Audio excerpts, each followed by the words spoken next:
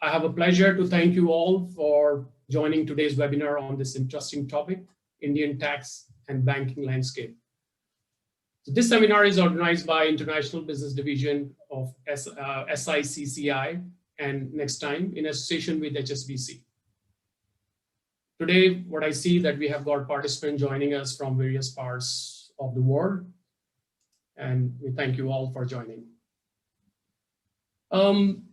Talking about this seminar itself, let me just take back about the stuff that the Indian government has taken several steps to improve the business environment during the previous year, including newly introduced reforms, incentive packages, manufacturing companies for manufacturing companies and simplified compliance requirements. So this has led to a number of multinational companies exploring the investments in India, and for obvious reasons. So today's webinar will cover the key areas that companies should be aware of investing in India, and which covers some of the areas like entry strategies, key tax considerations in different entity types, profit repatriation strategies, and other state level incentives and policies that can drive the growth for your companies.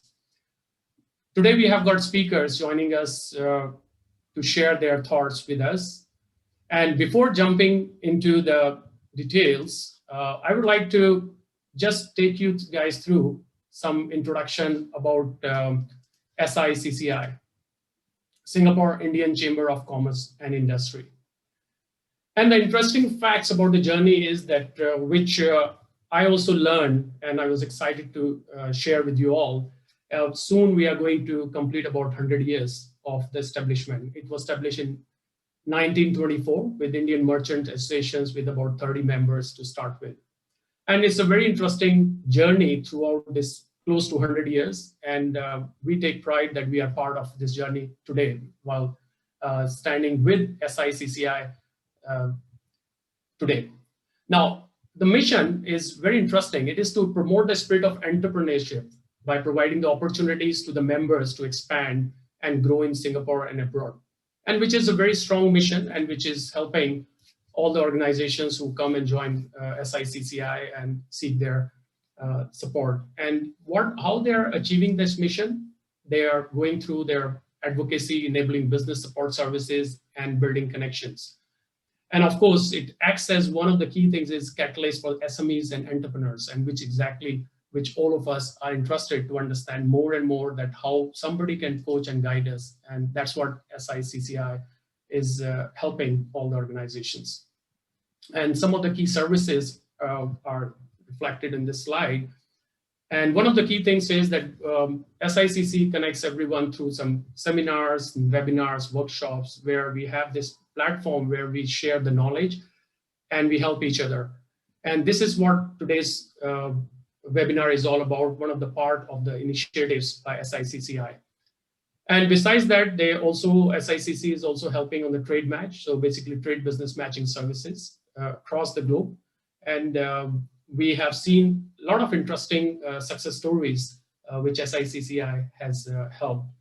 And of course, it also helps in advertisement and marketing side. And besides the printing platforms, print platforms, which used to be very common in the past, but today we are going on the electronic means, digital approach, and SICC has also embraced that, and we are going in that direction.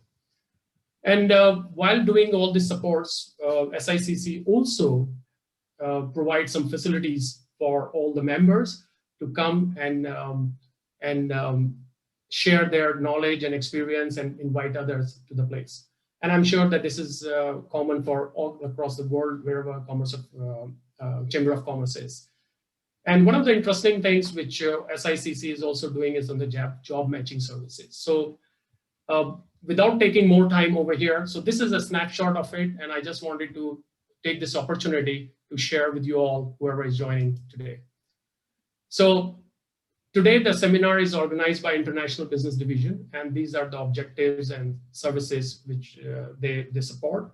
And if all of us, any one of us is interested to join and to understand more, please feel free to connect with SICCI, and the team is here to support you guys. So coming back to the program today, so this will be the flow of the program, and myself, I don't have to speak out my name again, but I would just speak a few words about my organization. After working 28 years in the industry for some management roles and gone through from as an engineer and all the way grew to the senior management roles for MNCs, I thought that last 2029 December to quit and start my own consulting firm to support the organization, SMEs, as well as the big organization, with a key message: improve profits for the organizations. And how do we do that? We do through consulting, digitalization, IT solutions, as well as the training programs. So with that, I'll just leave you guys to go and search for my company, and then we can talk some other time, some more. However, so today we have got very interesting speakers and guests over here, as reflected here.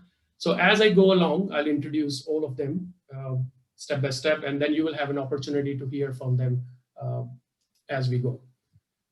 Now, before we can kickstart our program, there are some protocols which all of us, it is good for all of us to be aligned. And first of all, I'm happy that all of you guys who are joining us have registered for this interesting webinar, and I would like to thank you all. But making any of the webinar today, the whole norms have been broken, and earlier we used to have a lot of face-to-face meetings and everything. So when we come on the online platform, so there are a few things which we would like to just set the protocols, and one of them is that all of us will mute the videos and switch off our microphones so that the speaker only can go on video, or the panelists who are there, so they can turn on, and then you can have a good interaction through this platform. So all the presentations will be done as per the sequence what we just said, and towards the end you will have we'll have a Q&A session. So you can participate, you can ask your questions through the chat box, which we will be monitoring those. So we will be taking up the Q&A session towards the later part when all the speakers are done with their thoughts sharing, and then we'll come on that. And one point which I would like to highlight, that this Zoom sub-webinar is recorded for archiving and training purposes.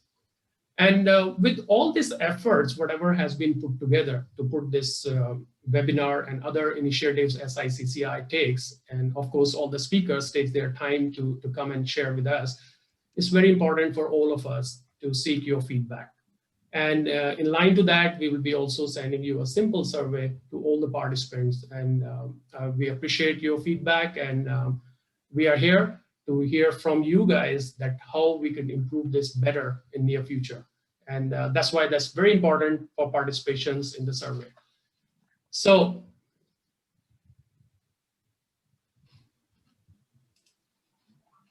sorry about that.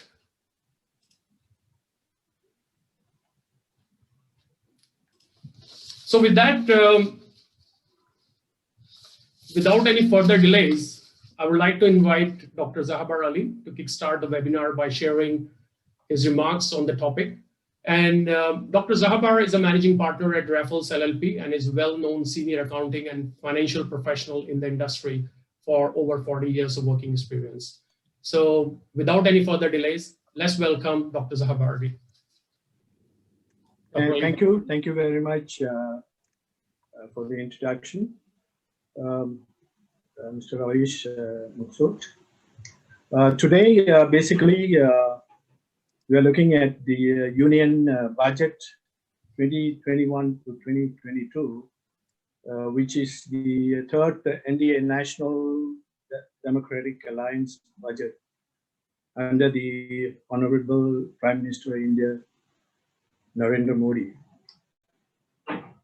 The Finance Minister Nirmala Sitharaman has presented this month, 1st of February, and she had primarily focused on the growth-oriented budget, which would revitalize the infrastructure space in India and create multiple effect on the Indian economy. Briefly, I will just touch upon what are the areas.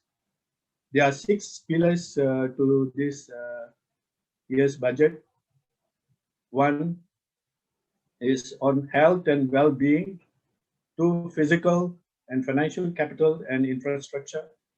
3, inclusive development for India, India's human capital, innovation and R&D, and lastly, minimum government rate tapes and maximum governance. These are the 6 pillars she has delivered. And this budget is also seen in the context of the battle against COVID-19 pandemic, which the whole world is going through. Budget seeks to execute the vision for Atmanirbhar Bharat, basically.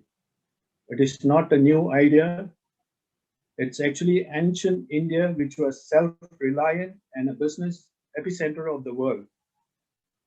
And during that, 13 promises was made in the Union budget during 2015-2016 budget, resonating with the vision to materialize during the Amrut Mahotsav of 2022, which is next year, on the 75th year of India's independence.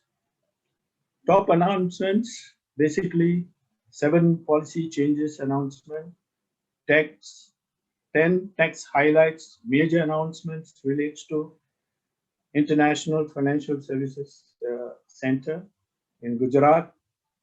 And this budget has introduced several measures that could ease many difficulties faced by NRIs, non-resident Indians, and extend greater freedom to them to invest in the country.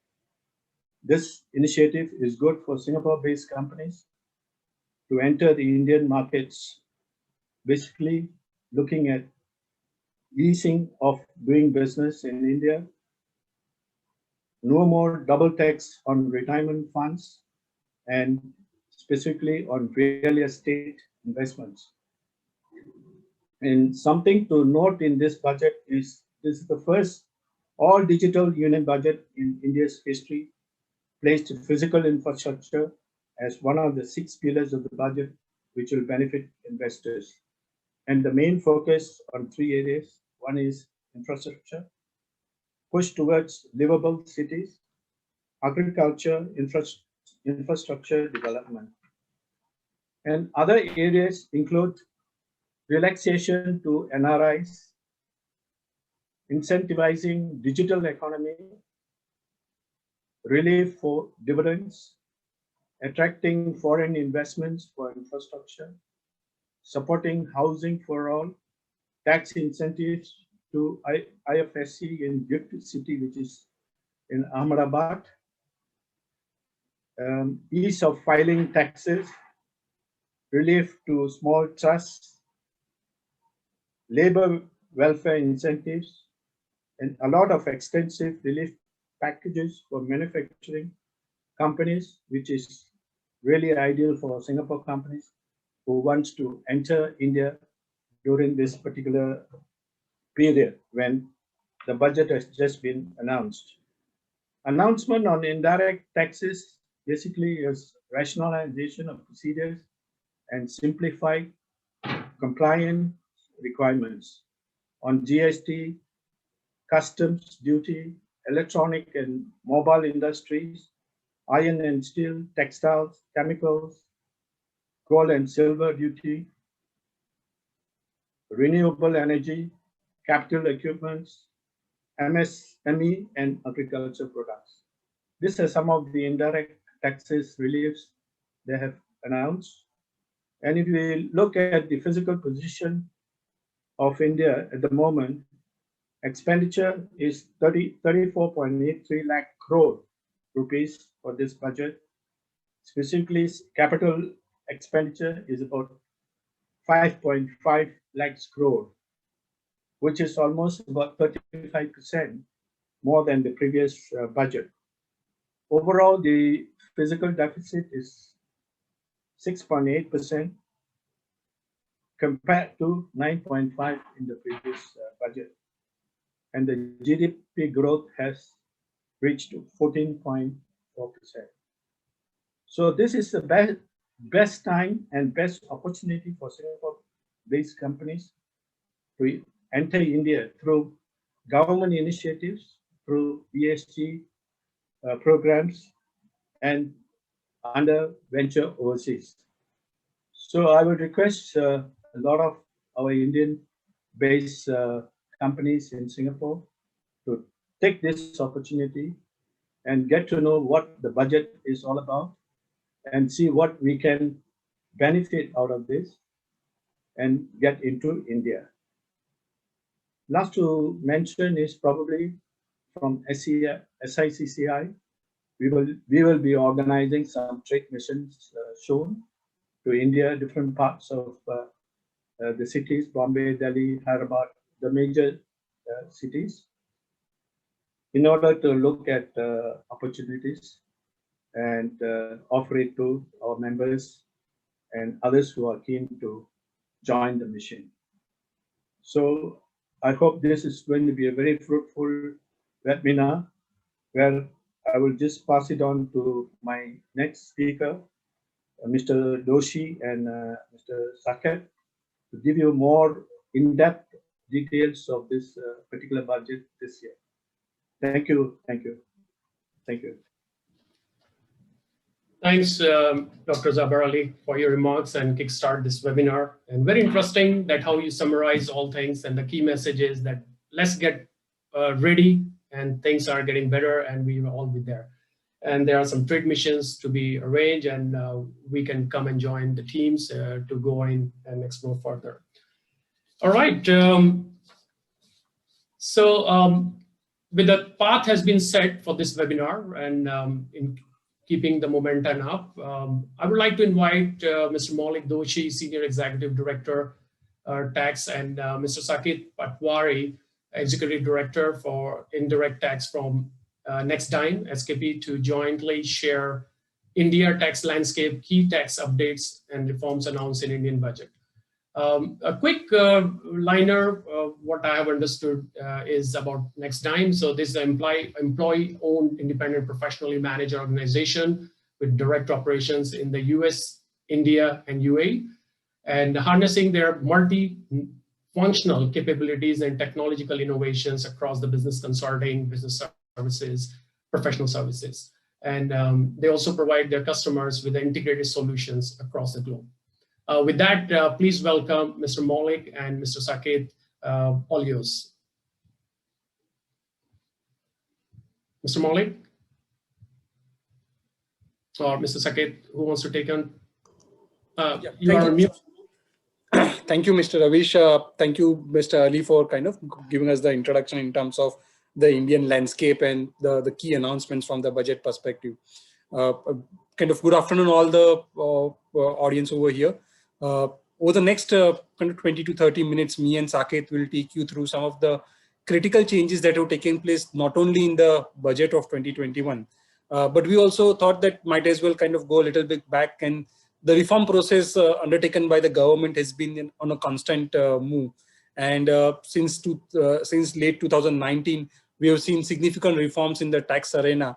And therefore, we thought that it is kind of good to cover a broad idea of what the Indian tax landscape is, as this kind of stands currently, and what kind of reforms have undertaken in the last 1.5 to 2 years. So that's the overview that we are going to kind of take up through in terms of an overview of the Indian tax regime, what are kind of the entry strategy and the repatriation aspects, how the administration is currently geared up, what are the litigation issues, etc. What are a few areas that are impacting foreign companies, non-residents, and just a couple of minutes on the news, India's digital tax, which has been making news all over the world. So that's what broadly I'm going to cover in the direct tax portion, and then Saket will cover the indirect tax and the GST part of it. So obviously, it's one of the fastest growing economy in the world. We have a kind of a massive population, dynamic, young population. So it provides a huge consumption market. Skilled labors are available in abundance at very competitive rates. We've seen a significant improvement in our ease of doing business and ease of paying taxes rankings over the last 4 or 5 years. The Prime Minister has kind of made it, and is one of the core point of his agenda to get the ease of doing business rankings below 50, where kind of last we were somewhere in the early 70s. The focus also of the government is on Make in India program to boost domestic manufacturing and thereby attracting foreign direct investment into the manufacturing sector and into various other sectors. Over the last 1.5 years, the corporate tax rates have also become very competitive. India had one of the highest tax rates in the world, but in the last couple of years, the government has made a kind of an honest attempt to bring down the overall corporate tax rates. And the tax compliance and litigation is moving from paper to more digital kind of a thing. A lot of things are happening over the technology. The government, I must say, and I must kind of compliment the government for embracing technology to the fullest and kind of using the technology to provide taxpayer services. So that's been a major change in terms of the taxpayer services and the administration of the Indian tax authorities. And we'll kind of see that in subsequent slides, how this is making a difference in the overall tax environment. One of the major announcements that the government brought in somewhere in September 2019 is on the reduction in the corporate tax rate. We had a corporate tax regime with a tax rate of as high as 30% plus all the surcharges and cess levies would kind of take it up to 35–36%. Now, the government in September 2019 came out with a new tax regime, and it gave a taxpayer an option whether they want to be kind of governed by the new tax regime or they want to continue under the old tax regime. If one continues on the old tax regime, the tax rate still remains 30% plus all the surcharges and cesses. But if they want to come out of the old tax regime and embrace the new tax regime, then there are certain conditions. They have to give up all the tax kind of benefits and exemptions and incentives that they are taking.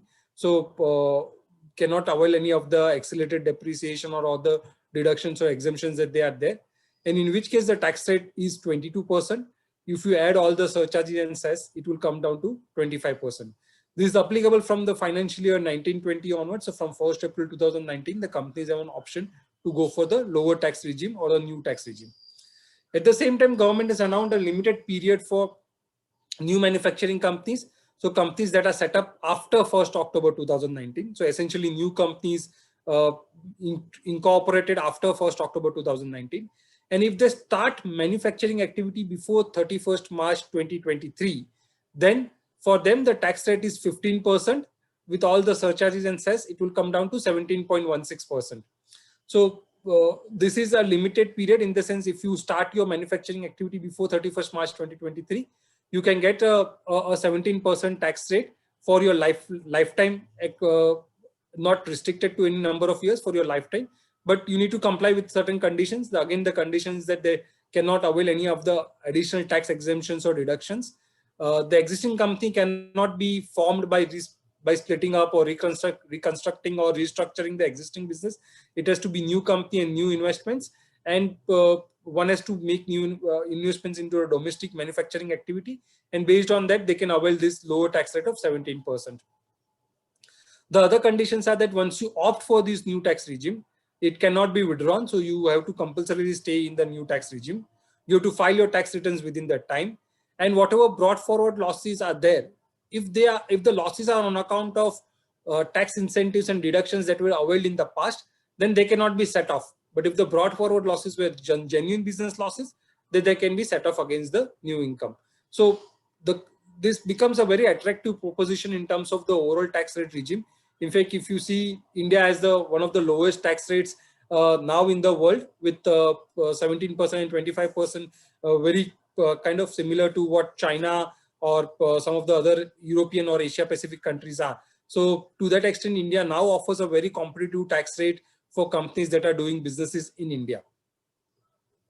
Alongside the tax rate changes, the other major change that India did and that benefited the foreign investors was change in the taxation of dividend income. Earlier, when an Indian company used to pay dividend, the Indian company used to pay a 20.5% dividend distribution tax. This added the tax cost, and also it rendered the tax treaty useless, because if the foreign company was to had a favorable tax treaty by investing into India through that tax treaty, the dividend tax rate didn't change because the exemption was provided in the hands of shareholder, and the Indian company used to pay the dividend distribution tax. Now, with effect from 1st April 2020, the dividend distribution tax is abolished, and now the onus is shifted in the hands of the recipient. The shareholder will now pay dividend taxes, and the Indian companies that are paying dividends will have to withhold taxes. Now, this makes a situation very interesting, because if the foreign company is investing, say if a Singapore company is investing in India, the withholding tax rate or the tax rate under the India-Singapore Treaty would be restricted to 10%, and the withholding tax by the Indian company would also be restricted to 10%. So as against the 20% earlier tax regime of dividend distribution tax of 20%, now it will be restricted to 10%. So this is also reducing the overall tax burden. So if you see on an overall basis, if you consider the old regime and the dividend distribution tax put together, earlier if there was a profit of $100, ultimately the tax on a foreign shareholder was around $48, and that used to be kind of additional tax burden. The tax regime was on a higher side because the tax rate was as high as 48%. Now, under the new regime, not considering the manufacturing companies, the services or the trading companies, where they can avail the 25% tax rate and the dividend taxation, the 48% tax rate straightway comes down to 32%. So there is almost a 1/3 reduction in the tax burden. If you are a manufacturing company set up newly, the tax burden further comes down to 25%. So it's almost half in terms of what used to be the earlier tax burden. And if you operate through an LLP structure in India, the tax burden generally comes down to 35%. So on an overall basis, from what used to be the tax burden used to be almost 48-50%. Now we are somewhere in the early 30s or late 20s in terms of the overall tax rate through operating in India, including the tax in respect of repatriating the profits back to the home country, which is the dividend distribution tax regime. So considering this, I would say one of the major change that the Indian government has brought in terms of reducing the overall tax impact on foreign companies doing businesses in India, and that has kind of really increased a lot of FDI, and a lot of foreign companies are now looking at India. Apart from all the commercial and all the business factors, the tax is kind of adding as an added advantage and making India a very attractive jurisdiction from an investment and foreign direct investment perspective. Some of the other prominent features of the Indian taxation, which I believe all the investors should know, because this may vary from country to country, and therefore what India offers is something which is kind of reasonably. There is a carry forward of losses allowed up to 8 years. So if you are incurring losses, you can carry forward up to 8 years. Unlike some of the European countries, the carry back is not available. The most important part in India is the compliances with respect to withholding taxes and the compliances that the government has mandated. So if you do not do the withholding tax compliance, if there's a default there, the expense becomes not tax deductible. There are certain statutory payments that are allowed only on payment basis. So irrespective of the date of accrual, if there are statutory payments which are like, say, employee provident fund or some levies in terms of GST or the other duties and the taxes that the government needs to collect, that are allowed only on payment basis. There is a separate depreciation regime for tax purposes. So there are two depreciation regimes, one for your books of accounts and one for tax regime. The tax regime provides a very attractive depreciation rate, which provides an accelerated depreciation on a lot of assets. There are no thin capitalization rules in India, so you can fund your entity the way you want it. But there are interest deduction limitation based on BAP Section Plan 4, which the OECD kind of unveiled. So based on that, there are restrictions on interest deductibility, and interest is deductible only up to 30% of your EBITDA if the interest is paid to a related party. We had a very kind of infamous litigation system where the tax authorities could go back up to 6 years or 16 years in some rare cases, and that used to kind of always keep the sword hanging on the investor, on the Indian company, in terms of whether they can fall back up to 6 years and then they reopen the cases. The recent budget 2021 made the change, a very positive one, where they said that reopening can be done only up to 3 years. So the tax authorities can go only up to 3 years back. And in 10 years, in a very rare case where they found there was a manipulation, there was a fraud being done by the company. In only those cases, they can go up to 10 years. India has now well settled transfer pricing regulations. India introduced transfer pricing regulations in 2002. India follows OECD guidelines like Singapore in terms of the transfer pricing regulations. We have a detailed documentation requirement where the company needs to maintain a 3-tier documentation as per Action Plan 13, which is again very similar to Singapore. And an annual update is statutorily required. In fact, I would say Singapore introduced transfer pricing regulations in 2015, and pretty much India and Singapore are on the same page with respect to the transfer pricing regulations. One thing which is kind of apart in India is there is a compulsory CPA certification required on an annual basis on the transfer pricing side. So that part of compliance is the compulsory, and there is no exemption or no threshold for that compliance. India also has a well settled advanced pricing agreement where you can approach the tax authorities in advance for determining the pricing policy and determining the right benchmark. It covers a period of 5 years, and it is a feature of rollback, which is kind of allowed for 4 years back also. And there are safe harbor rules where the government has prescribed certain minimum profit percentages for certain category of international transactions. And if you fall within that, you can opt for safe harbor rules. Basically, by opting for safe harbor rules, the government won't question that transaction any further, and there is certainty and there is no litigation involved in that. So, for example, for back office IT and back office services, the government has prescribed an operating profit of 17%.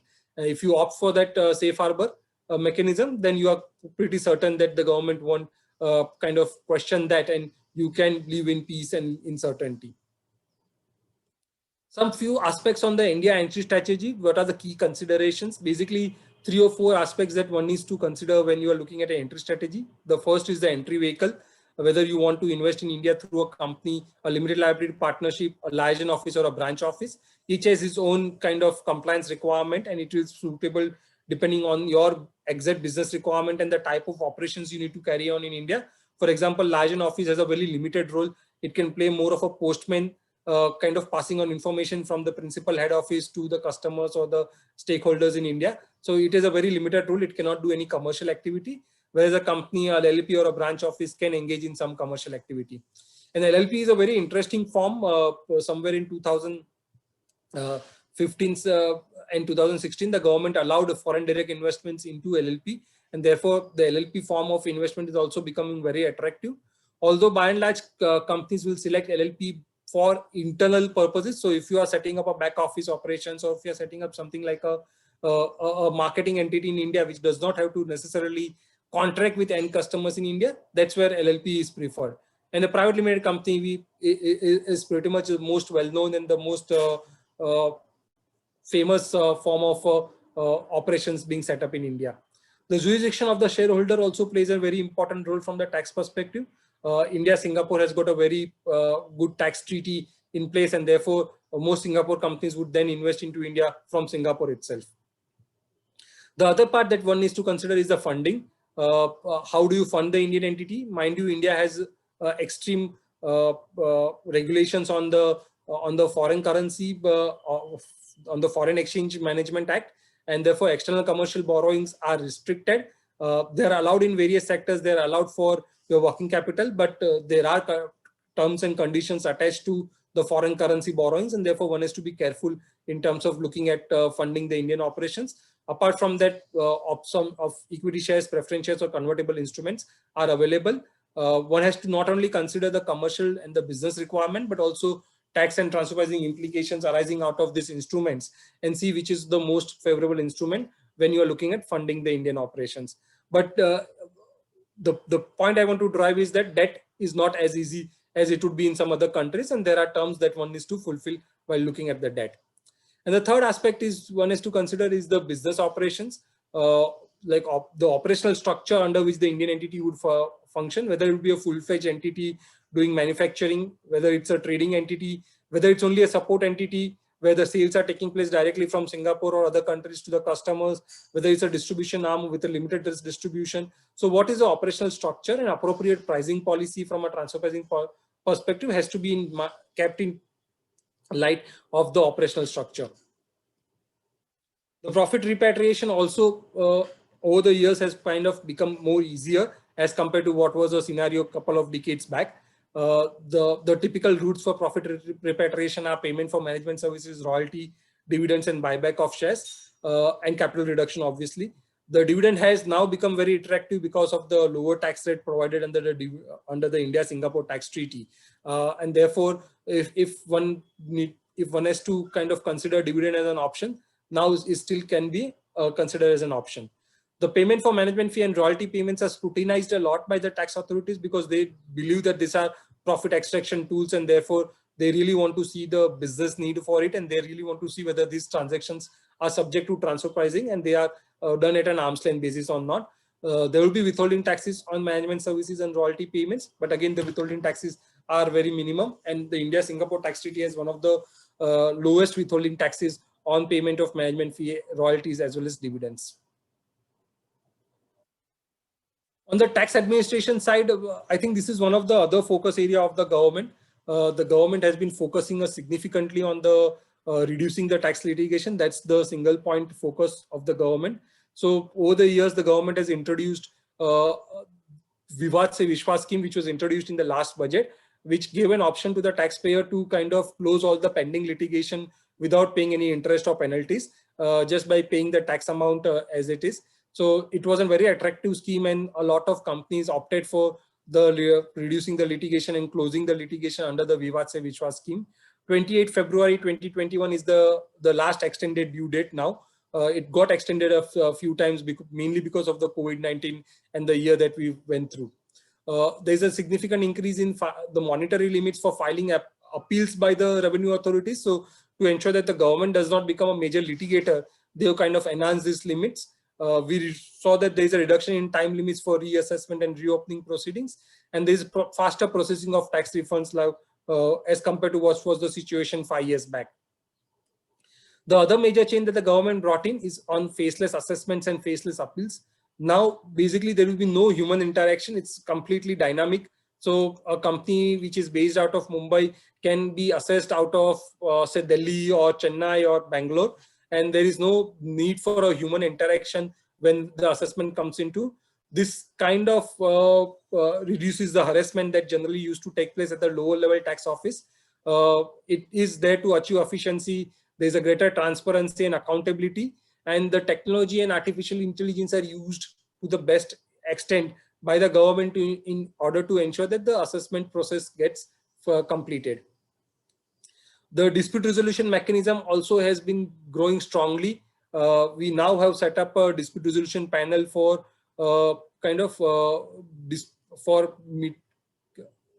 resolving the dispute at the first level, which is a panel of 3 commissioners, and they would kind of resolve the disputes. For small taxpayers, similarly, there's a dispute resolution committee. There's a board of advanced ruling, which is being now set up for speedy rulings on the tax issues. The earlier authority for advanced ruling was taking a lot of time, and therefore now it is being proposed to be replaced with board of advanced ruling that provides in advance rulings on the taxability of the transactions by the tax department on a speedy basis. And the APA program on the transfer pricing side, the advanced pricing agreement, is very robust and gaining strength from year-on-year basis. With respect to foreign companies, there are a few things that one needs to take into account. The foreign companies can avail the tax treaty benefit, and in accordance with that, the withholding taxes would be done as per the tax treaty. Whether they need to file a tax return or not has been a question that has been bothering a lot of foreign companies. Now, if the foreign company is earning income which is in the nature of interest, dividend, royalty, or fees for technical services, they need not file the tax return if the taxes are deducted as per the Indian Income Tax Act. And in most cases, the withholding tax under the Indian Income Tax Act is very close to the tax treaty rate. And therefore, if the foreign company opts for the taxation as per the Indian Income Tax Act, they need not file the tax return. But if the foreign company is opting for the tax rate, so for example, in dividend, where the Indian Income Tax Act is 20%, but the tax treaty rate is 10%, and therefore the foreign company opts for the lower rate as per the tax treaty, they'll have to file the tax return in India and do the compliances. It's more of a compliance exercise where foreign company will be subject to kind of filing the tax return. Not necessarily that the filing the tax return would mean a tax audit from the tax authorities. It's more of a check from the government that, okay, wherever the foreign companies are claiming tax returns, they have the adequate documentation in terms of tax residency certificate and other details that are available with them to avail the tax treaty benefit. The other aspect that one needs to kind of take care is the multilateral instrument, which has now become effective from 1st April 2021.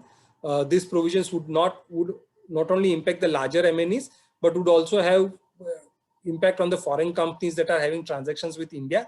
The multilateral instrument in essentially replaces the tax treaty or adds to the tax treaty that is already in place. So both India and Singapore are signatory to the multilateral instrument, and both have covered each other as the covered tax treaty, and therefore the multilateral instrument on certain aspects will replace the India-Singapore tax treaty, and there are certain additional conditions one will have to comply with, and one have to satisfy to claim the beneficial provisions under the India-Singapore tax treaty. So before kind of jumping into the tax treaty and taking the benefit under the tax treaty, one has to be careful in terms of looking at the multilateral instrument and the effect under the multilateral instrument. I'll now very quickly cover in less than a couple of minutes the India's equalization levy. Basically, this is a new tax introduced in 2020 and expanded in 2021 by the non-resident with respect to a non-resident e-commerce operator. Basically, it's on digital businesses or it's on e-commerce businesses where a foreign company is doing businesses in India through e-commerce model or through a digital model. They will have to pay a tax of 2%. The tax is on the non-resident payer and not on non-resident income receiver and not on the Indian payee. And therefore, with respect to online sale of goods or online provision of services or sale of advertisements, this tax is applicable. There are thresholds which are basically roughly INR 2 million below which this will not trigger. But if the non-resident is doing business in India through digital mechanism and is crossing the threshold, the equalization levy would be applicable. Now, this levy has created a lot of controversy because the terms with respect to online sale of goods or online services are not very well defined. And there are instances, and the fear is right now that even, for example, purchase of goods by, say, Indian companies from the Singapore parent companies, if the orders are placed online through the internal ERP mechanisms, that also would qualify as online sale of goods, and that also would attract a 2% equalization levy, and the Singapore company would be subject to the Indian taxes. So the equalization levy provisions are not very happily worded as of now, and there are a lot of clarifications that the government needs to provide. It's only time that will tell whether the government will give those clarifications or not.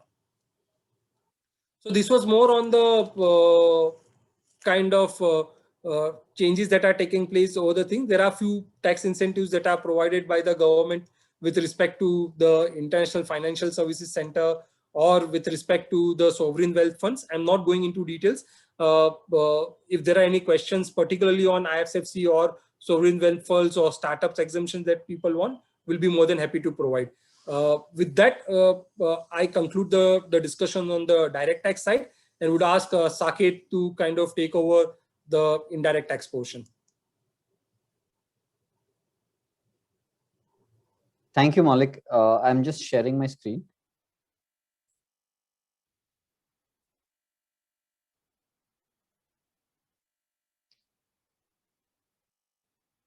Yeah, good afternoon, everyone. From an indirect tax point of view, we'll just cover 3-4 things. One is, of course, the GST, customs, then foreign trade policy and production link incentive schemes.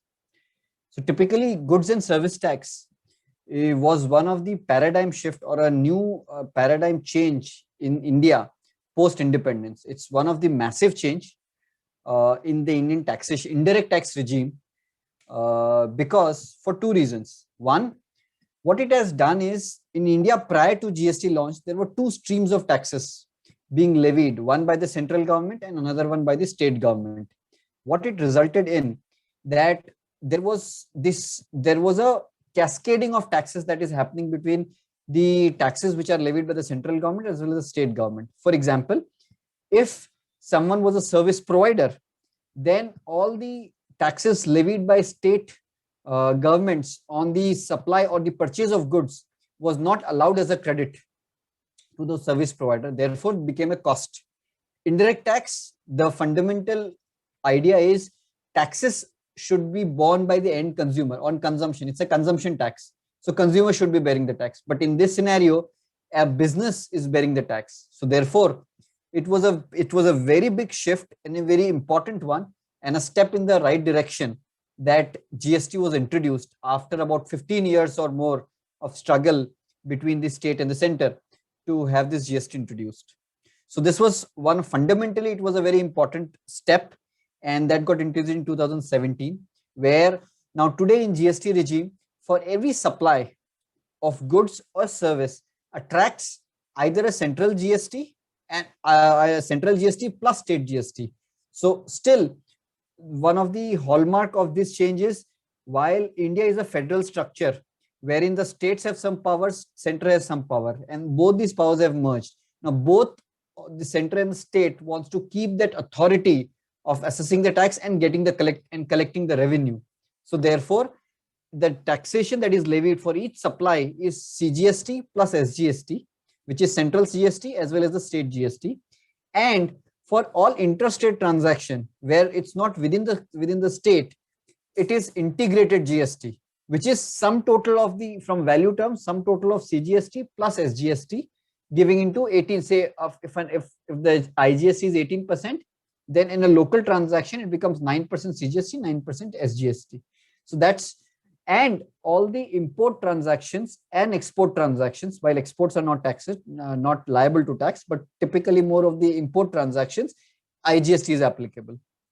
So whatever it is, if it is not within a particular state, then integrated tax, which is equal to the value of CGST plus SGST. Otherwise, it is within the state, it's CGST and SGST. Okay, it's a destination-based tax. It's not a source-based tax. It's a destination or consumption tax. So where the goods or services are consumed, there the tax is applicable. So suppose if I supply a service from Maharashtra to a state into someone in Delhi, then it will be an integrated tax, and the tax would be payable. I have to discharge GST qua to that state. I have to mention which state is the recipient, even though it's an integrated tax. Okay. Exports are zero rated, which means exports are not taxed. However, you can pay tax on your export and claim refund of the taxes that you so paid. Only in the last budget, they are seeking to restrict this benefit of claiming a refund on payment of tax only to select few, which is yet not notified. But that's one of the, I mean, you can take a benefit of either on the output side, which is being sought to be restricted, or benefit of your input taxes. Whatever if you are an exporter, the suppliers have provided you supplies, those taxes can be claimed as a refund, except for capital goods, for inputs and input services, which is for raw materials or for services used for production or supply can be used. But capex is not allowed as a refund for a input tax refund. Okay. Now another hallmark of GST change is the compliance mechanism. I think India would be probably one of the, with the scale and size that India has, the compliance mechanism, when it was getting introduced, everyone was wondering whether it will be successful, just because of the sheer volume of compliances that it has to undergo, a taxpayer has to undergo, and a system to support. So it's an online based or a technology based compliance. And in this compliance, for every B2B transaction, what that is, every transaction between two persons who are registered under the GST law needs to be reported on the GSTN portal, except for certain composition scheme, etc. But most of the transaction needs to be reported on the GSTN portal. And only on that reporting of the transaction on the GSTN portal can the recipient of the receiver of those goods or supply can take the GST credit or an input tax credit of that. So suppose if I am rendering a service to a customer, who is a B2B customer, I need to upload this transaction with his GSTN number, with the invoice number and the amount of tax and certain other particulars, date, etc. on the government portal. And that would be visible to him that I have, or Nextdime has rendered him a service, and therefore he can take a credit of it. If that is not there, then the credit would be denied. So this complex system of compliance with that sheer volume was really difficult, or was everyone was thinking whether it will be how successful it is. Indeed, the fear came correct, because while uploading may happen of the invoices and the recipient can see the transaction, the matching which was supposed to happen, whether it is completely matched, because there will be volumes of transaction of the vendors reporting those transactions and the recipients having in their purchase register those transactions. That matching was supposed to happen on the government portal, which never kicked off. And ultimately, this matching is supposed to be done by the taxpayer recipient of those goods or services at their end. Apart from that, so this has to be done monthly, and in some small taxpayer cases quarterly. Then there is annual return, which is done on an annual basis, and a reconciliation of your revenues that you have reported in the revenues reported on the GST portal, as well as the financial needs to be done.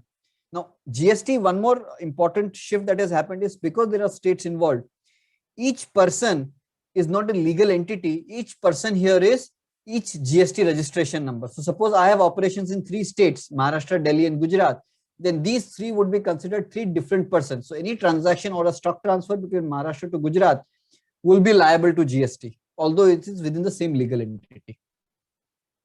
So these were the monthly compliances. Apart from that, for every movement of goods from one location to another location, beyond a certain threshold, which is about, I think, 100 kilometers or so, an e-way bill needs to be generated, mentioning about the invoice details, transport details, etc., which needs to be generated. Otherwise, it can be intercepted and there can be severe penal consequences without the e-way bill. And recently, about 6 months back, government has introduced a new method of invoicing, or every invoice, again, the B2B invoice, every B2B invoice needs to be reported to the government portal, and an IRN number, a QR code needs to be generated, and that QR code needs to be affixed on the invoice, and then only the customer or the recipient can take credit of it. So 2 compliances for a recipient to take credit. 1, it has to be matched on the GST portal. My returns should match, plus the invoice should carry an IRN number with a QR code, which is in form of a QR code generated by the government system. So overall, compliance is very rigorous. Their intention all throughout in GST regime, and now the government's intention is to curb whatever kind of credit frauds that is happening, which is why all these onerous compliances are introduced. Now so from GST, moving to customs, which is the another tax regime which applies to imports of goods, and only few exports like textile or HR coils or iron ore, etc. Only very few ones, but primarily it is liable on the imports. So all the imports, the breakup of the customs duty that is liable is the basic customs duty, which is on the CIF value of goods, and this only applies to goods. Customs duty only applies to goods, and there is a social welfare cess, which is typically 10% on BCD, and an integrated GST on CIF plus BCD plus SWS, which is, so this becomes the total tax component. Typically, it comes to the range of, if there is a BCD, any import comes to the range of 40%. Out of that, the integrated GST can be availed as credit, which can be used for local supplies or for export supplies, or for any integrated tax or local taxes can be used as a credit. Apart from that, there are certain measures government takes which are not for tax collection, but for protecting the domestic industry, is countervailing duty, anti-dumping duty, safeguard duty. Wherever they see that foreign countries, exporters are kind of providing or selling the goods at a lower price, which is hampering which is dangerous for the Indian domestic industry, then these measures are imposed. Okay, and there are various conditional and non-conditional exemption or absolute exemptions available with a nil duty. So whenever you have to see what tax rate is applicable, there is a tariff rate, and we have to read this tariff rate with the exemption notifications available to find out what is the effective tax rate. Because if there is an absolute exemption, which typically happens, then in that case the effective tax rate is lower tax rate. and also for a free trade agreements, which I think India and Singapore has, and India and Asian countries have, for which Singapore is a part. So there are free trade agreements. So there is a preferential rate treatment that is applicable for these transactions for imports from these favored countries. Valuation, because the tax is on the value of imports, value of import, valuation is very important, especially whenever there is a holding subsidiary kind of a relationship which is between the related parties, then valuation becomes very important, and hence there is a special valuation branch in the customs organization which does the investigation of the values, investigation on the value, whether it is arm's length value or not, and therefore basis those investigation report, the value is determined or confirmed on which the tax is supposed to be paid. Apart from that, government is for improving the trade facilitation measures or operational efficiencies. Accredited economic operator program is also introduced, wherein if you are of a standing where you don't have too many cases, etc., pending against you, there are no investigation happened, you are a good, so to say, good importer or a taxpayer. In those cases, there can be various benefits, operational benefits, so as to faster dispersal of refunds, direct port deliveries, paperless declaration, etc. Those benefits are available, which can be explored as and when, if for every importer. Yeah. Then I spoke about FTA, or a preferential trade agreement, PTA agreements, that India has signed with ASEAN countries or Singapore. Recently, about last year, in the last budget, that is not this one, the last February 20 budget, government introduced a new scheme, Karotar scheme, Customs Administration of Rules of Origin of the goods. What used to happen was, there was an abuse of these free trade agreements, wherein the countries where we don't have these free trade agreements, they used to sell at a lower price to the countries where we have the free trade agreements, that is like Singapore or the ASEAN countries, and from there it was being shipped, and therefore a benefit of PTA or FTA was claimed. Now, to curb this, government and what is the certification of the documents required from an exporter was a certificate of origin, which was provided to the Indian authorities. But what we realized is, there may be the customs wanted more powers, because they felt the CO, the certificate of origin, was not sufficient enough to see whether this benefit should be allowed or not allowed, because still abuse could happen. So that was the reason why earlier, prior to this amendment, if you had a COO or certificate of origin, then in that case goods can be imported and the customs did not have the power to challenge it. Government has now brought out that even if you have a COO, certificate of origin, still the customs can ask questions in terms of value addition at the supplier's end. Mind you, I am an importer, I import from Singapore. I need to also know how my vendors or the suppliers in Singapore have procured those goods, to what extent is the value addition of those goods, and I need to provide this data to the customs in India, so that to claim the benefit of FTA or PTA agreements.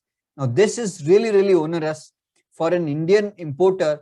How and why would a Singapore or some supplier overseas would give us this, provide us all these details, unless until it's a holding subsidiary or a very close related companies? This is certainly something which would impact adversely the trades between the countries like Singapore and Singapore, because the FTA can, the impact or the effectiveness of FTA gets really diminished because of these things. Okay. Then the next part that I'll cover up is foreign trade policies. Now, this foreign trade policy is, so while customs looks at all the transaction level at an import of goods or services with exemption and trade tariff rates, foreign trade policy provides regulations at a policy level on imports or exports of goods, both. So it will provide all the restrictions, what can be imported, what cannot be imported. For example, during the COVID region, we didn't want the medicines or certain supplies like sanitizers, etc., exported. So all these restrictions were brought on the foreign trade policies. Apart from that, what it also does is, it provides various schemes and benefits allowed for exporters, for so that our policy that taxes should not be exported, plus incentives for exporters in line with the WTO framework. Some of the key policies in the foreign trade policies are advance authorization schemes, which is allowed to manufacturers where they can procure imports at nil rate and then they have to export basis the value addition. Then there is EPCG, which is allowed on imports of the capital goods, which can be imported. And then there is a requirement of incremental exports. Since you have imported capital goods, incremental exports over and above the average export that has been there. So those are the requirement. Then for services, it's service export from India scheme or MEIS scheme, or for goods for preferential duty or preferential goods. Now, these schemes were challenged recently in the WTO, and likely that these schemes may get discontinued. We are awaiting the next foreign trade policy, because they said that these schemes are incentivizing more. It's not only that benefit of tax that is being given, these are incentivizing these and has no relationship with the taxes that is being brought for export, and hence not WTO compliant, which against which India has appealed. But this is something which may or may not be there. Instead of that, RoadTap, which is the last one in the slide, is getting introduced. While it has got introduced from 1st of January, details of it is still pending, of what rate is applicable, what are the procedures, etc. is still not out by the government. Apart from that, for drawback for deemed export, wherein it is not an export but considered to be but equivalent to an export, because ultimately something would be exported. For those schemes, duty drawback is allowed. Last one that I will cover is, which is not a tax, so to say, tax regime, but in November 2020, government introduced a scheme for manufacturing in India. So one of the hallmark thing for the government or vision of the government is Atmanirbhar Bharat, that doctors mentioned in the beginning of the speech. For Atmanirbhar Bharat, in this current budget also, a lot of taxes have been introduced on or the basic customs duty have been introduced on certain imports into India, because they want to promote manufacturing in India. Similarly, to give incentives, what it has done is some of the key sectors like pharma or auto, telecom, mobile, etc., cell batteries.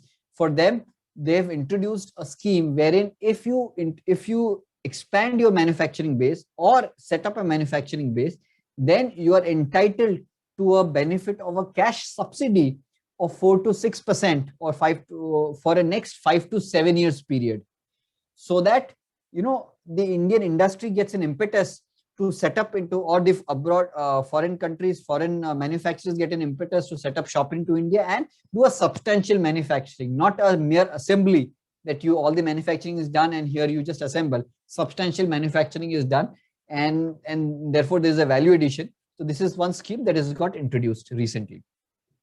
Thank you. I think that's it from an indirect tax point of view. Just covered a very high level on India indirect tax regime. So happy to take any questions. Thank you. Thanks, Mr. Maulik and Mr. Saket, for your wonderful summary and key updates and reform. And for sure, it gave us a good insight on such as how we take benefit on Indian lowest tax rates, and learned also about the integrated tax, export tax, compliances, and monitoring, customs, FTA. And we had a very compressed way, and thanks how you just put everything together in a perspective. I'm sure that we all have some questions on this, and what I say is that after inviting our next speaker, Mr. Vikram Khanna, we'll take all the questions, and I could see some of the questions coming on the chat box also. Mr. Vikram Khanna is a banking and financial services professional, spent about 2 decades of his time in the industry. And he currently heads global liquidity and cash management business for North and East India at HSBC, and frequently engages the regulators and ministries on various aspects. So today, Vikram has joined us to share on India banking and payments landscape. So without any further delay, I would like to invite Mr. Vikram Khanna. Thank you, Ravish. Good evening, ladies and gentlemen. Thank you for taking time out and participating in this webinar.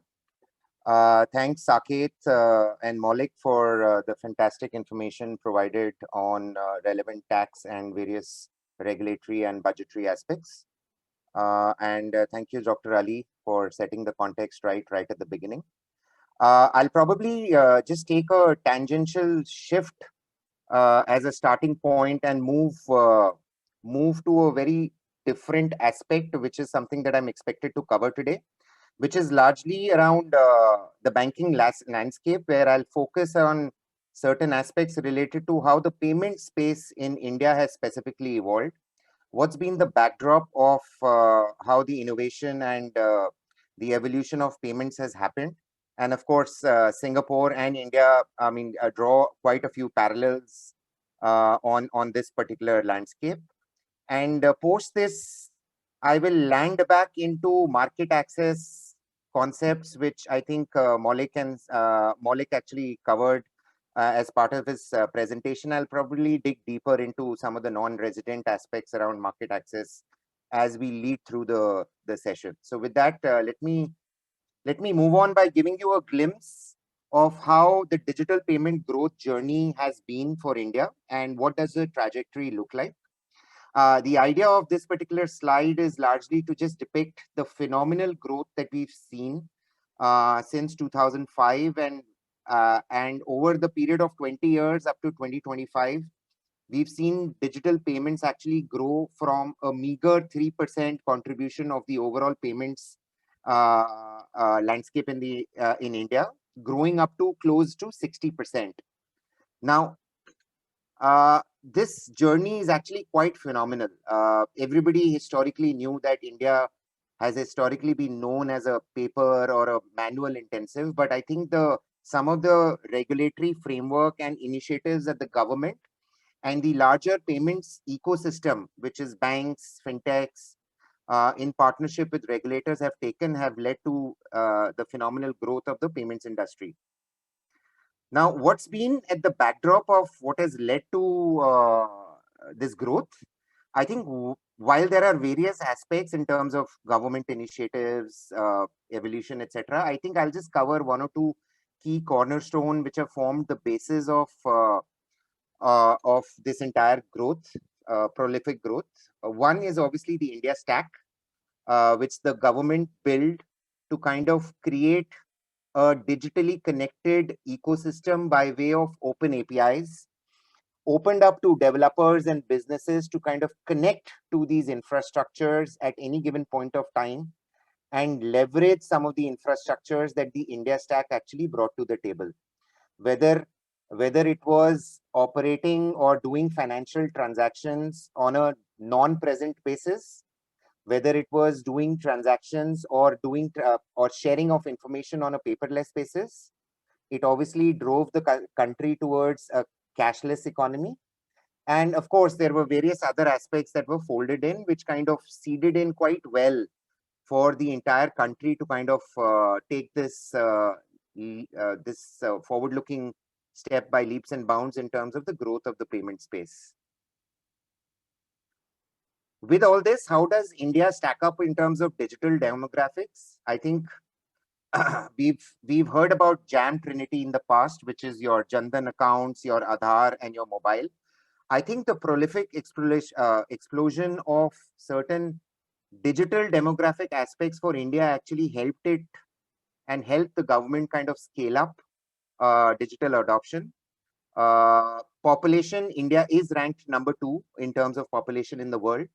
If you look at the overall mobile phone user base globally, India continues to rank #2 with over 1 billion mobile phone users. Over 50% of them actually now on smartphones. So that's a great infrastructure or a backend in place to kind of drive digital penetration. And of course, the internet penetration in the country, where again, India ranks #2 in the world. Moving on, just to give you a comparative journey of the various digital infrastructures that operate in the country today. I'm not going to get into details of each and every payment mode. Largely wanted to just highlight the steepest growth that you will see would be on the amber bar graph here, which is largely infrastructures such as UPI, which kind of ride on real-time infrastructures like IMPS rails, which is very similar to what Singapore has by way of, let's say, PayNow or the FAST infrastructure, which is real-time payment rails. And if you see the prolific growth on UPI, it actually depicts a very different picture in terms of digital adoption.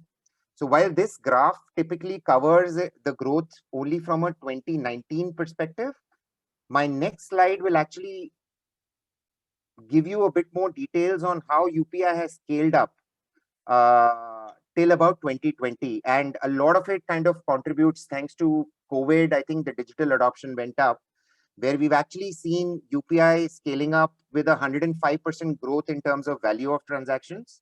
And if you look at the volume of transactions today that are routed through a UPI kind of an infrastructure, we are clocking over 2.2 billion transactions in 2020, which is a phenomenal rise of a payment infrastructure in the country.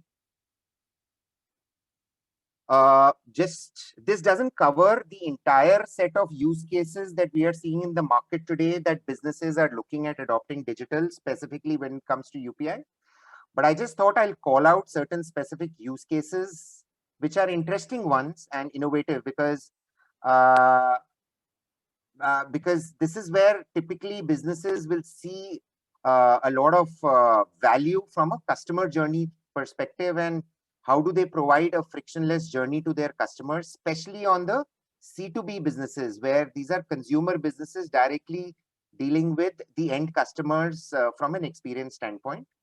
So we've seen intent calling, which is basically a trigger of a collect request over UPI to collect real-time money from a particular customer, and how the intent call kind of triggers various UPI apps on the customer's smartphone, giving the customer a flexibility to choose which UPI app you would like to use to kind of fulfill the payment. We've also seen the emergence of QR code as a technology from a payment standpoint.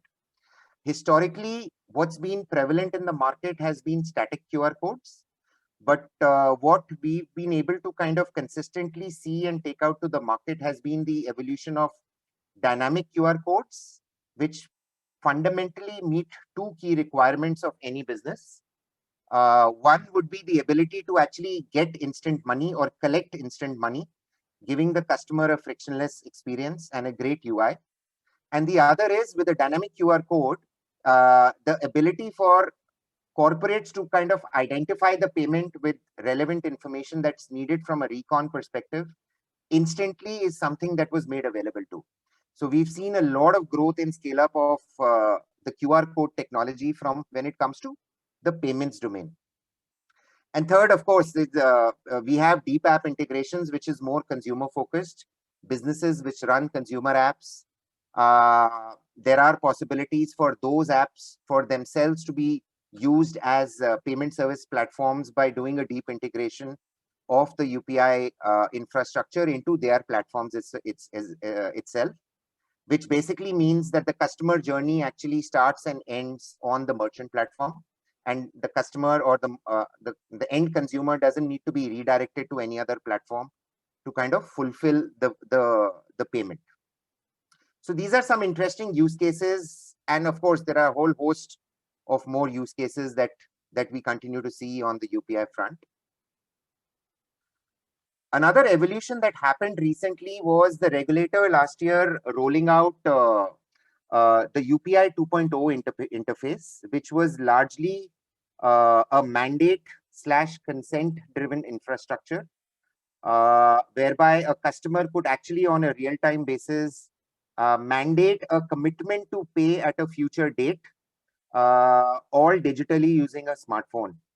And this is something that we are seeing scale up quite extensively in specific use cases, whether it comes to non-bank finance companies who are into the business of consumer lending to recover receivables on a monthly basis, whether it is e-commerce, where there is a delivery versus payment gap, where the payment needs to be done on a future date, whether it is travel, where it comes to buy now, pay later, which technically seems to be becoming a norm in the travel industry, or whether it is your subscription models around software or OTT platforms, your Netflix, etc. of the world. So we're seeing a lot of adoption of UPI 2.0 in some of these use cases, And this is a space to watch out for, specifically if you're in businesses that I've tried to call out.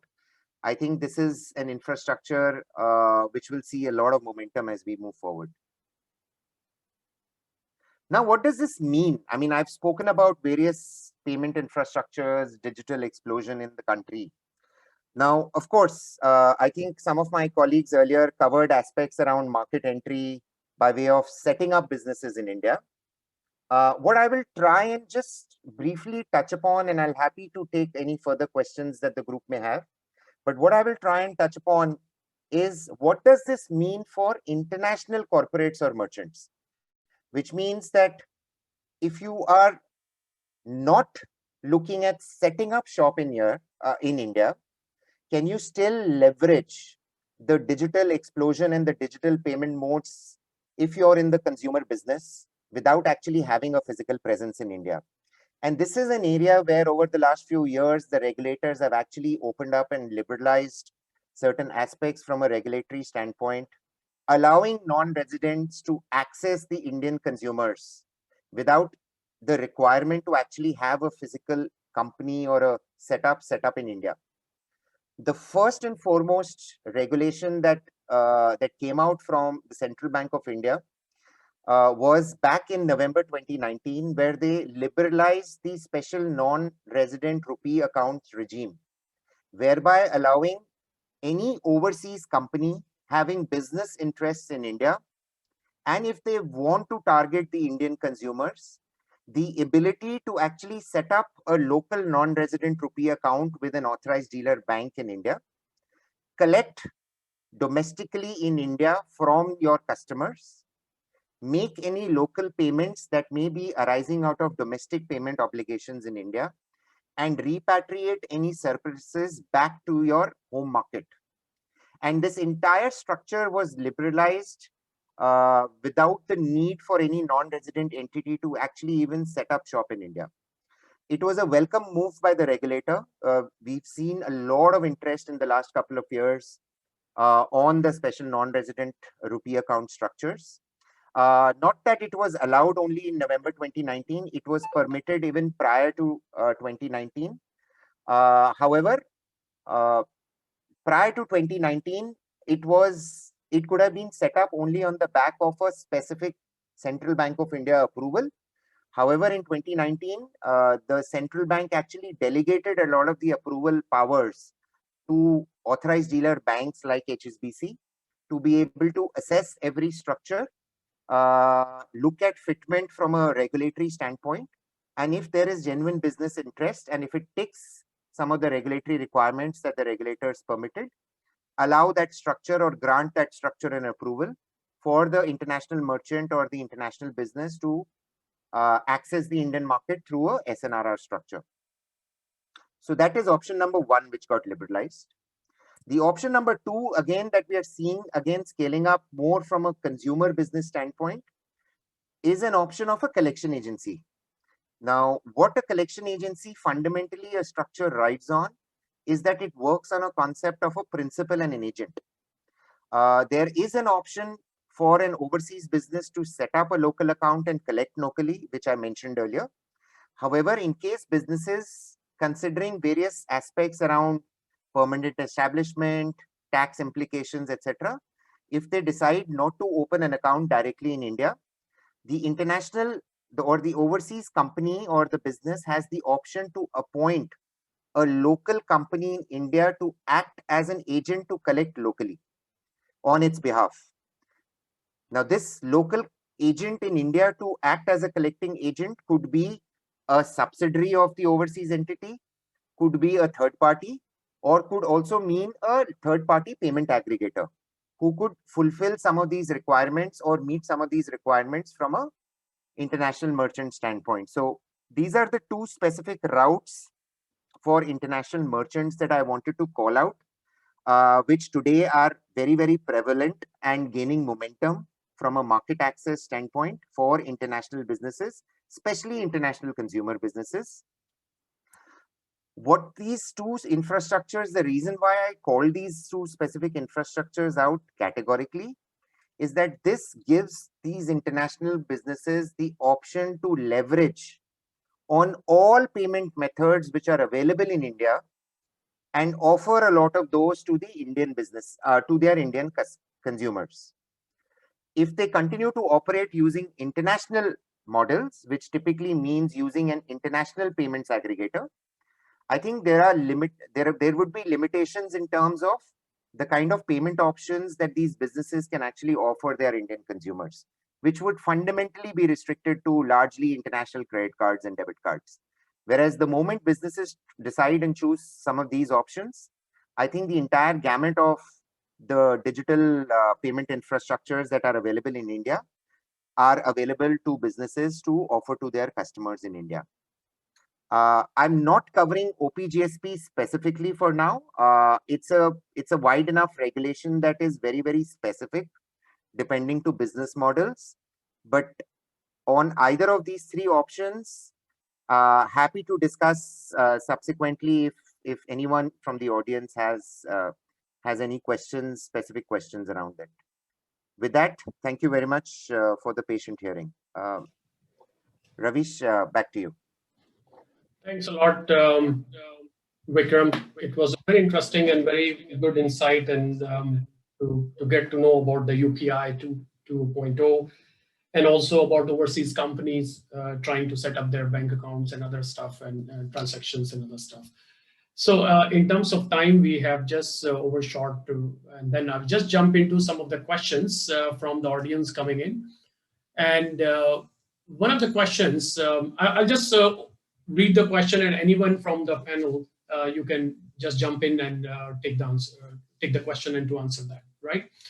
So one of the questions came is, we work in the CSR segment in India. Can we set up a non-profit in India? We provide online courses. I can take that up. Sure. The non-profit can be set up in India, but for any funding from the foreign entity from Singapore to India, you need to have the approvals from the government. You need to register under the Foreign FCRA, Foreign Contribution Regulation Act. The entire process is a time-consuming process. It's very tedious, and the government goes through very significant tests and significant checks at their end before granting such an approval. So while theoretically this is possible, it is a time-consuming affair, and it will take a significant amount of time, especially if you're looking at a funding from the foreign company. All right, thanks a lot. There's another question came up is can you comment on the enormous increase in risk to investors due to reforms that we have destroyed taxpayers' data and replace it with the data that is uncertified, unverified, and unaudited, and has no tax information? So there was some link was also provided on that. I tried looking at that link. I was not able to, and I haven't heard of this kind of data being destroyed and replaced with the data. So I would not want to comment on that. All right. Same here, even I tried. I don't know whether it's for GST data, what data, so it's not too clear. All right, that question was from Anupam, and if there is something, I think we can take off the line over here, and we can try to understand what was the question all about. All right, this question, another one, comes from Anupam, and then directed to Vikram. In contrast to NEFT, RTGS, India stack-based Aadhaar Pay, and UPI both allowed to make money transfer untraceable, and the sender and receiver to receive volatile virtual identities for each transaction. How is this different from money laundering?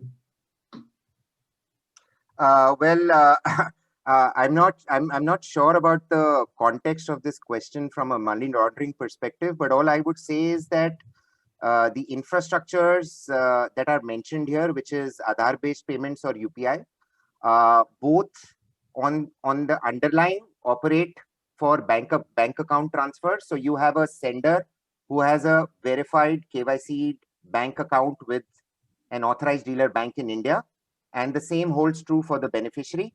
So since both parties are KYC verified and bank and have valid bank accounts with both counterparties, which are banks, I'm not too sure on why I'm not sure about the linkage between money laundering here, because these are identified sender and receivers. These are identified transactions for for CDD and KYC counterparties. So that would be my view here. All right, thanks, Vikram. And Vikram, there's another question directed towards you. How can we get more info on SNRR and local agent collection? Yeah, so there is obviously a lot more to discuss around SNRR and collection agency structures, because the regulations are actually very specific. So we'll very happy to kind of connect on a specific use case or a business model that you may be looking at. Please direct the specific query to us. Me and my team will be very happy to get onto a subsequent conversation on your business model and advise you on applicability of specific structures, keeping in mind the regulations. All right, I think in view of the time, we have to stop here. And I would like to invite Dr. Zahabar once again to put his closing remarks. Dr. Ali, please. Hello, good evening to all of you and all the participants and all that. We hope you enjoyed this session and got some good information from the experts here. Further questions, probably you can just email to us, puja@sicci.com.sg. And at this juncture, I would like to thank Mr. Ravish Maksud on the opening remarks, and Mr. Malik Doshi and Mr. Saket Patwari and Mr. Vikram Khanna for sharing all their valuable thoughts to our members and participants today. We will still continue other queries if you all have, and probably you can get in touch with the chamber. And all members, this is one of the initiatives that we like to give to all our members to check whatever you need. And secondly, any members who are keen in visiting or investing in India, you all are welcome to write in to us. As mentioned earlier, we are soon going to have a trade commission to India because the budget is just over, and it will be under new initiatives and things like that, and they have a lot of incentives to be given to Singapore companies and investors around the world. Not taking up your time today, thank you very much again. And lastly, I would like to thank our chairman, Dr. Chandru, and CEO Johnson for arranging this tax seminar on a timely basis. And our secretary did a very good job, specifically to Puja, handling this very good manner. All right, thank you and have a good weekend, and see you all next time for other sessions of the seminar by SICCI. Thank you and goodbye. Thank you so much. Thank you, Thank you. everyone. Thank Thank you you. very much. Thanks, everyone. Thank you.